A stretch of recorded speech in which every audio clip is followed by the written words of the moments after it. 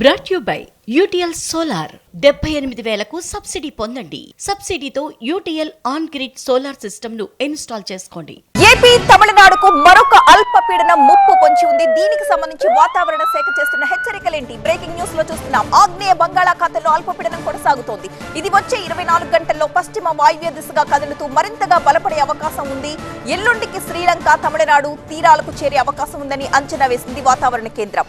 దీని ప్రభావంతో డిసెంబర్ 15 వరకు ఒక మోస్తరు వర్షాలు కురుస్తాయని ఆంధ్రప్రదేశ్ రాష్ట్ర విపత్తుల నిర్వహణ సంస్థ ప్రకటన విడుదల చేసింది.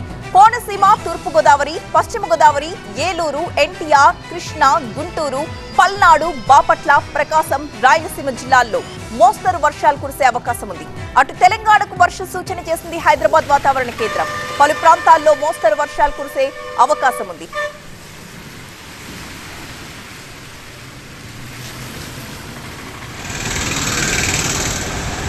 బంగాళాఖాతంలో కొనసాగుతున్న అల్పపీడనం ఎఫెక్ట్ చెన్నైలో కూడా వర్షాలు పడుతున్నాయి. డిసెంబర్ 15 వరకు తమిళనాడు, పుదుచ్చేరి, ఏపీలోని కొన్ని జిల్లాలకు వర్ష సూచన చేసింది ఐఎండీ. మత్స్యకారులెవరూ కూడా చేపల వేటకు వెళ్లకూడదని హెచ్చరికలు జారీ చేసింది.